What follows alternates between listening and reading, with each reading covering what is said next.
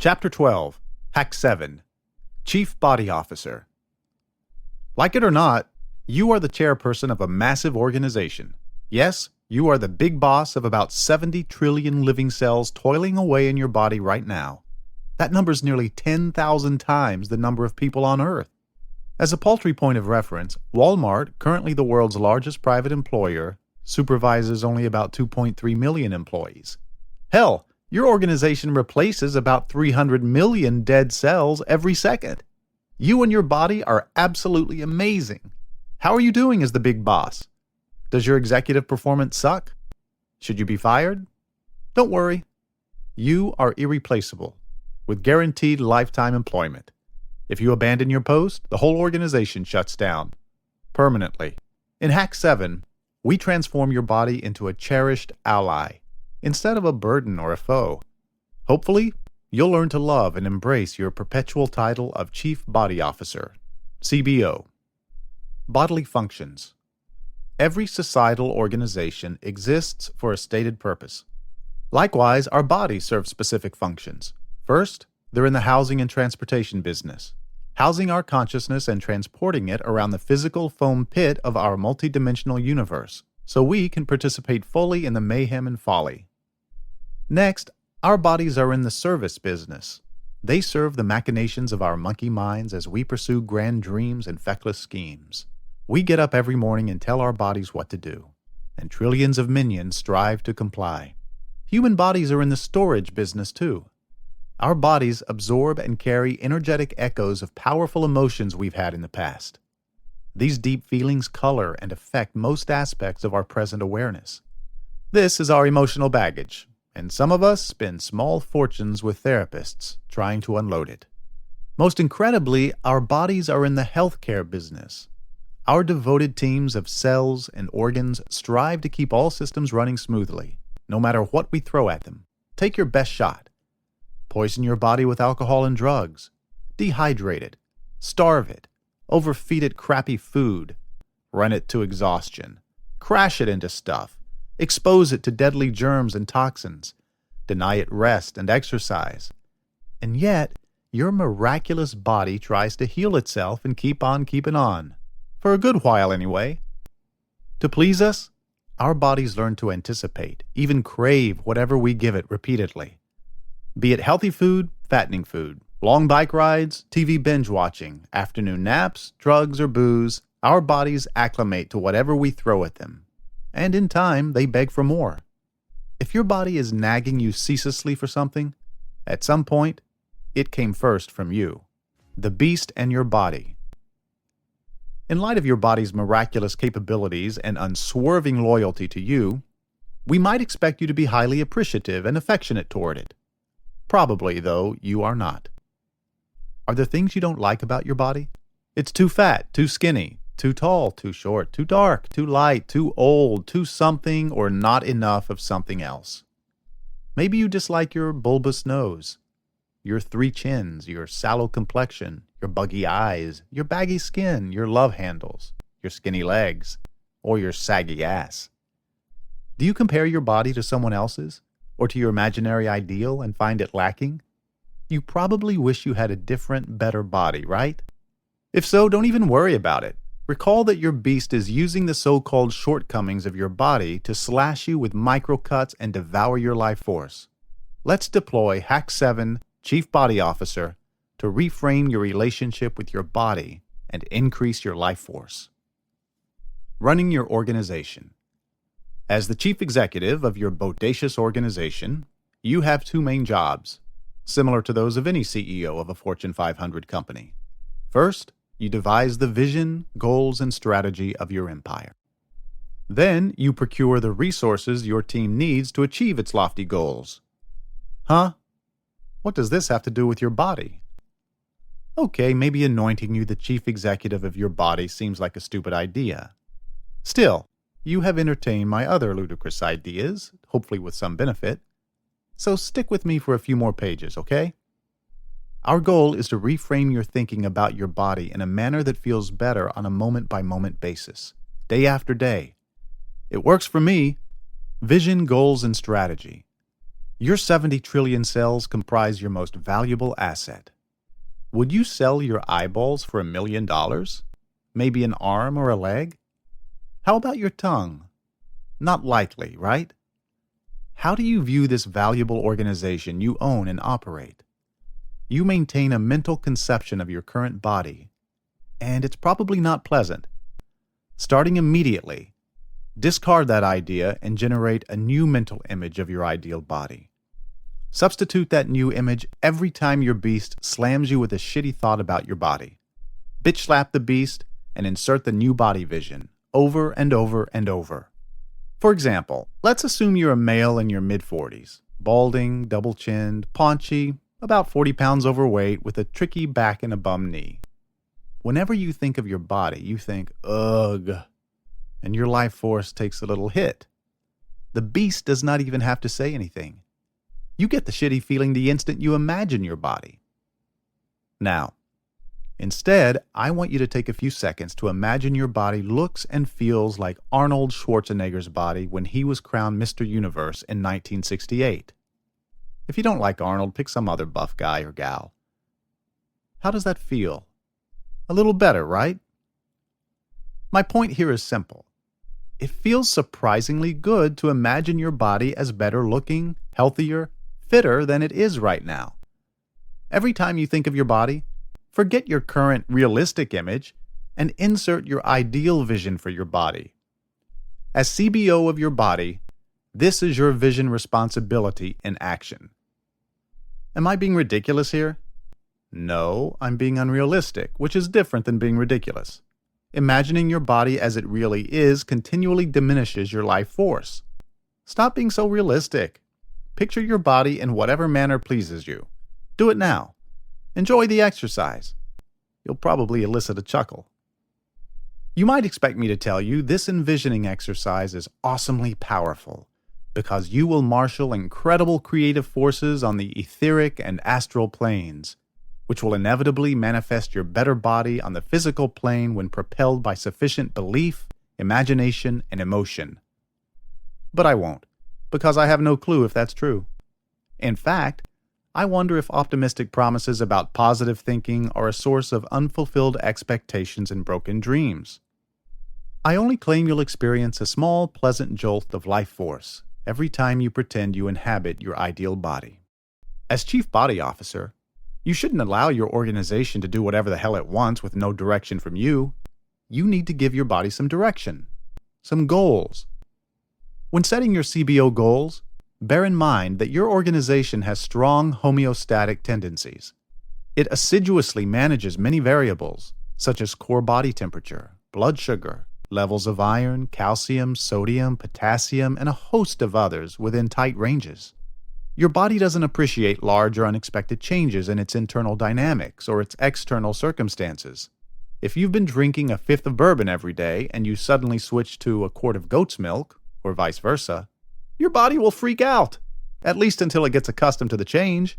Therefore, most of us should set evolutionary, not revolutionary, goals for our bodies.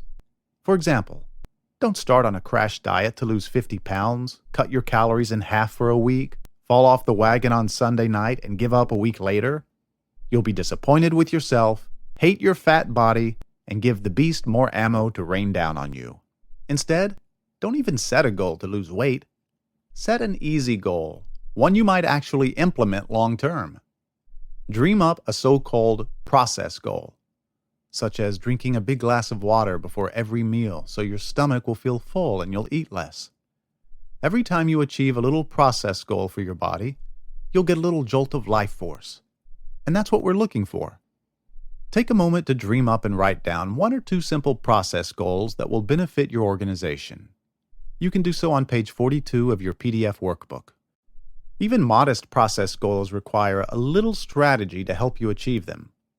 Your strategy might simply be a new behavior that reminds you to make the change you want, a way to break your homeostatic behavioral routines. For instance, you could fill 3 large glasses of water in the morning to increase the likelihood of you seeing and drinking 1 glass before each meal. Is my namby-pamby vision, goals, and strategy advice sounding ridiculously simplistic and far too easy for you? If so, That's good. It suggests your life force is creeping up, and your emotional set point is getting closer to neutral. You're no longer so wickedly depressed you can't drum up the energy to imagine yourself inhabiting Mr. Universe's body or drinking a big glass of water before dinner. If you want to generate more ambitious goals for your body, I'm happy about that. Can you believe we're even talking about ambitious goals? Resources. The most important aspect of being CBO is providing the resources your organization needs to prosper. As we noted in Hack 6, you devote most of your daily grind to maintenance issues, many of which relate to your body, right? You provide food, shelter, clothing, and a shit ton of other stuff to keep your umpteen trillion cells operating at full efficiency. You know what your body needs to thrive. Are you delivering the goods? Provisioning resources gets really tricky if you've trained your body to crave goods and experiences that actually harm it in the long run. For example, if you blitz your body with high doses of pot, booze, nicotine, OxyContin, jelly donuts, or just about anything else, before long it nags the hell out of you for more and more. You spend all your time trying to satisfy your body's insistent demands, even while realizing you're only hurting yourself. Tell me, does your body do this to you? As CBO, you have to make tough decisions about your response to each of the incessant pleas from your body. Tell me, are you going to cave in to its nagging for whatever vices you trained it to crave? Or will you give it mostly what you know it needs to thrive? You might ask, so Michael, what's my resource allocation hack? What's the simple solution to overriding my body's demands and doing the right thing time after time? Sadly, I have no clever or pithy resolution to this conundrum, but I can offer a couple of useful concepts to consider. The first requirement is accepting your CBO responsibility. You are the big boss of your body. From this moment on, you never forget who runs the organization. Just as you have bitch-slapped the unrelenting beast into occasional abeyance, you must apply the same mindset to bringing your demanding body under your command. You might try the broken record technique on your body. Just say, in a minute, a few million times a day. Next, realize that your massive homeostatic organization needs to evolve slowly in the direction you want. Be endlessly patient yet persistent with your goals and strategies. Forget failures and backsliding and focus only on the present moment. For example, let's say you got carried away last night by mixing assorted pills and alcohol and smoking cheap cigars, and you spent the wee hours yodeling into the porcelain throne.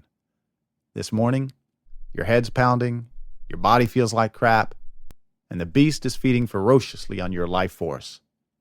Are you going to spend the day feeling like a pitiful failure? No! Shake it off.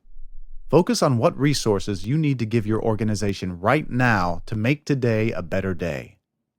Maybe a double dose of Pedialyte. In the beginning, you might lose more often than you win, but over time, your organization will conform to your demands. To paraphrase the immortal words of Calvin Coolidge, Ray Kroc, and a host of others, persistence alone is omnipotent.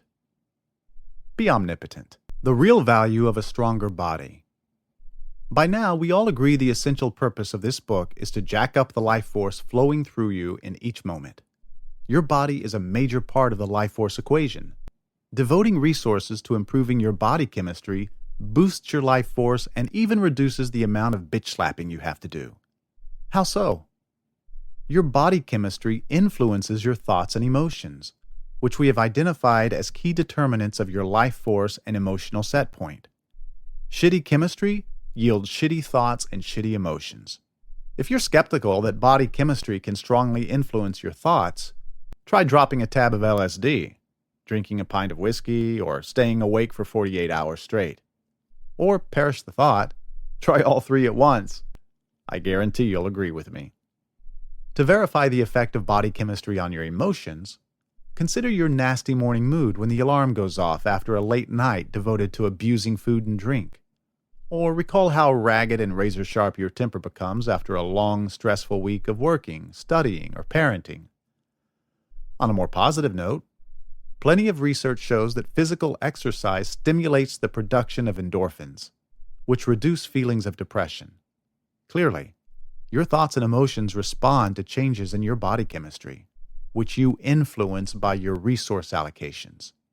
Wait, am I contradicting myself? Did I not insist shitty thoughts are served up by the beast, the foreign installation intent on devouring your life force? Well, actually I said we have no idea where our thoughts come from, and the beast is as good an explanation as any. Let me zigzag my way around this apparent contradiction by recalling the fable of the three little pigs. The three pigs are siblings who each build a house of different materials. The first two do piss-poor jobs with lousy materials, while the third knocks herself out building a bodacious brick house. The big bad wolf, aka the beast, shows up and easily blows down the first two pigs' houses made of straw and sticks, respectively. Of course, he devours the first two pigs, life force and all. The third little pig, ensconced securely in her solid brick house, is free to taunt and bitch slap the big bad wolf, who ultimately falls down the brick chimney into the cocky pig's waiting dinner pot. The moral of this story, as it pertains to your life force, is simply that a strong, healthy, vibrant body is a powerful shield against the endless onslaughts of the beast. You can guess which of the three little piggies I want you to be. In other words, I don't believe body chemistry is the sole or even primary source of shitty thoughts and emotions. It is perfectly possible to be in beautiful physical condition and robust health and still be painfully depressed and anxious. However, I do believe taking good care of your body strengthens your defenses against the beast. When you're eating, sleeping, and exercising well, your organization runs at peak form and your physical resilience is maximized against the beast, the shitslingers, and the misfits. A well-run body transmits and channels life force better than a crappy body. Start getting yours today. Have a therapeutic lifestyle change. While working on this chapter, specifically on resource allocation, I discovered an intriguing 6-step program to beat depression without drugs, developed by Stephen Ilardi, Ph.D., a psychotherapist and professor of clinical psychology at University of Kansas. 4 of his 6 steps relate to resources for the body. Professor Ilardi calls his program Therapeutic Lifestyle Change, TLC, and his clinical research demonstrates that TLC is 2 to 3 times more effective for curing depression than medications or cognitive therapy. I shared TLC with a friend who battled depression and anxiety for more than 2 years. She followed his recommendations and made surprising progress in about 3 months. I was intrigued. Here's a quick summary of the 6 elements of TLC below, distilled from Dr. Ilardi's useful book, The Depression Cure. Brain food.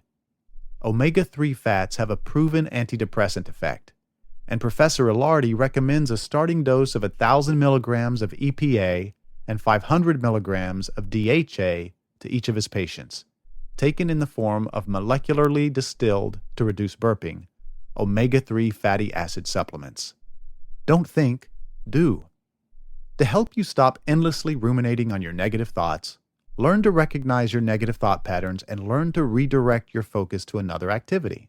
This advice is a light version of our hacks 1, 2, and 3. As you know, I heartily agree with his do something else advice, which I call diversion. Yet I believe the relentless shitstorm of microcuts also calls for stronger medicine, devoted and energetic bitch slapping. Antidepressant exercise. It's well established that physical exercise changes brain chemistry in a good way and reduces depression better than meds. Give your body at least 3 30-minute sessions of aerobic activity per week, with your heart rate up to 60 to 75% of its maximum for your age. You know this is true, so get moving, once your doctor gives you the green light. Bright light exposure. Depressed people show perilously low blood levels of vitamin D. They need to dramatically increase vitamin D3 levels through daily sun exposure, sessions with a bright light box, depending on their geographic location, and or by supplementation of vitamin D3 per day. Get a blood test to see if you're vitamin D deficient. Social support. Our culture increasingly encourages isolation, yet it's proven that positive social connection with appropriate people reduces depression. Dr. Ilardi offers useful suggestions for increasing your social support structure and making your life more enjoyable. While you're implementing his ideas, Be sure to invoke all the hacks you acquired in Hack 5, You Do You. Habits of healthy sleep. Loss of slow-wave sleep causes depression, and 4 out of 5 depressed people suffered sleep problems prior to the onset of their condition. TLC offers you 10 simple habits to give your body and mind adequate restorative sleep. As you can see, 4 of the 6 steps in TLC involve resources you should give your body on a consistent basis: omega-3 fatty acids, aerobic exercise, sunlight and vitamin D3 supplementation, and adequate sleep. Dr. Ilardi makes a convincing, compelling case for each of these relatively easy steps. Whether or not you embrace the depression cure, I hope you now feel adequate life force to make incremental changes in the resources you give your body every day. Take a minute to declare how you, as CBO, will provide better resources for your multicellular organization. State at least one intention you can stick with. Excess storage. Okay, that's enough about providing resources for your body. We have just one more important CBO topic to cover: your emotional baggage. When we're chronically depressed or anxious, our anguish is not entirely due to the ongoing attacks from the beast and shit-slingers in our midst and the obligations of the daily grind. Part of the discomfort we feel in each moment is residual pain we carry around with us, our emotional baggage. The body clutches at hurts and disappointments and lugs them around from moment to moment, keeping dull, painful emotions close to the surface so we sense them constantly, long after their initial occurrences. These feelings are shitty, and they sap your life force, right? To identify this, pause for a moment, focus your attention on the faint, physical sensations in your chest and stomach. Ask yourself, do I feel joyous right now? Most likely, the immediate answer is no. If you ask quietly, what feelings are blocking my joy right now? You will detect one or more heavy, tight, jumpy, or otherwise unpleasant sensations, each of which is tied to an enduring topic of distress in your life. These subtle sensations comprise the residual emotional baggage that we must clear out to raise your emotional set point to neutral and beyond. Ask yourself to list the theme or cause of each of these shitty but oh-so-familiar sensations. Give each a name. Line them up like bowling pins or empty beer bottles. You might be surprised and daunted by how effortlessly the list spills into your consciousness. Let's see, there's my first marriage. Ouch. There's the second marriage. Ugh. There's my kid in prison for selling crystal meth to minors. Awkward. There's the bloody job I got fired from at the slaughterhouse. Shit. There's my overdrawn bank account. Crap. There's my drunk driving conviction. Damn. There's that unctuous priest who tried to touch me down there in 5th grade. Yuck. And on and on. Hell, you've got more baggage than the Titanic. Wouldn't you love to eliminate, or at least reduce, your emotional baggage? Can you agree that any reduction in your heavy load will increase your life force and raise your emotional set point closer to neutral? How can we do that? To this point, we've concentrated on protecting your life force from real-time assaults. Yes, the point of power is the present moment. Thus, we have battled the continual stream of shitty thoughts, words, and obligations that diminish your life force. You're well equipped now to bitch slap, divert, and smack back incoming attacks the instant they strike. Perhaps you also noticed that we accomplished this beneficial preservation of your life force without processing any of your psychological issues. We didn't need to. You might ask, can you also release your stored reservoir of emotional pain without a lot of unpleasant processing? Yes, I believe so. And it's well worth a couple of pages here and maybe some additional effort on your part. Naturally, I want to give you something easy and relatively painless, in part because I know you still lack the energy to grind on a bunch of unpleasant feelings and topics, which might not help much anyway. There exist numerous options to try, including newer body-based approaches such as eye movement desensitization and reprocessing, EMDR, and emotional freedom techniques, EFT. The approach I personally found most compelling and useful is called focusing, a technique developed in the 1960s by philosopher and psychologist 𝐦𝐤𝐤, who was named the Distinguished Professional Psychologist of the Year in 1970 by the American Psychological Association. Gendlin developed a simple, six-step process for achieving conscious awareness of something he called felt sense in the body. Focusing helps users deal with emotionally charged situations in the present moment. Yet I also find it beneficial for isolating and releasing long-standing, painful emotional baggage. It's amazing and perhaps unbelievable that carefully and gently identifying and focusing on the felt sense of a troubling issue can trigger a welcome release of toxic emotional energy. With a little practice, you can easily run through the 6 steps in a matter of 10 to 15 minutes and experience surprising relief from the long-standing weight of one piece of your emotional baggage. To give you an idea of how simple and straightforward focusing is, I'll paraphrase a summary of the 6 steps that make up one round of focusing. If you're skeptical, that's okay. I know it's hard to believe this can work. Clearing a space. Direct attention to your body, in your stomach or chest, and ask yourself, how is my life going? What is the main thing for me right now? As an issue comes up, acknowledge it and the associated sensation in your body and set it aside. Ask the question several times until all your main issues are sensed and set aside, like those bowling pins or beer bottles mentioned above. Felt sense. Pick just one of the issues. For example, maybe it's my second marriage and divorce. Stand back from it. Quietly scan your body for an unclear physical sensation that encompasses the entire problem. Take your time. Let yourself feel the unclear sense of all of that emotional weight. This is your felt sense of the issue. Handle. Ask yourself, what is the quality of this unclear felt sense? Be patient. Pretty soon, the felt sense itself will give you a word, a phrase, or an image that sums it up. That's your handle. Resonating. Spend a few moments going back and forth between the felt sense and the handle, looking for a little bodily signal that says the handle fits well. Let the felt sense and/or the handle change as necessary. Asking. Now ask yourself, what is it about this issue that makes this sense so handle?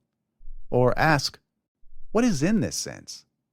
Stay with the felt sense till something comes along with a shift, a slight give or release. Receiving. Receive whatever comes with the shift, even if it's only a slight release or sense of relief. This is only one shift. There'll be others.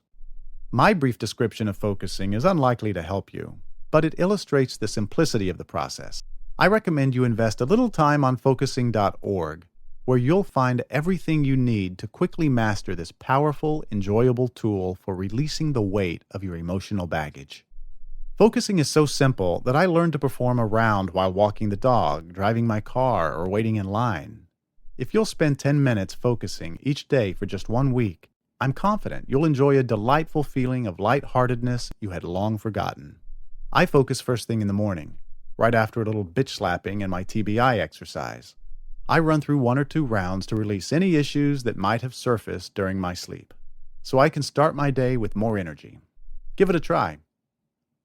You might wonder why I didn't mention focusing at the beginning of this book, so you could dump a bunch of emotional baggage right at the start. Honestly, I thought about it, but I had to assume you lacked the life force needed to work your way through a 6-step program focused on unpleasant feelings in your body. All I dared to ask for at that point was a bit of micro/hacking and some persistent bitch slapping. Now I believe you have enough life force flowing to support a few rounds of focusing. We invested considerable time into Hack 7, Chief Body Officer, because I'm convinced the body and mind are symbiotic and codependent. Depression and anxiety create a downward spiral for both mind and body, so reversing the spiral requires changes in both mental and physical activity. At this point in Unleashing the 7, you, hopefully, possess the energy and intent needed to embrace your role of Chief Body Officer and to transform your body into a cherished ally. Set your vision, goals, and strategy, and give your body the resources you know it needs, starting today. You now own all 7 life hacks needed to be the dominator we envisioned in the opening pages of this little book. I'm proud of you. Thank you for hanging in there with me. To finish our discussion, let's consider what now?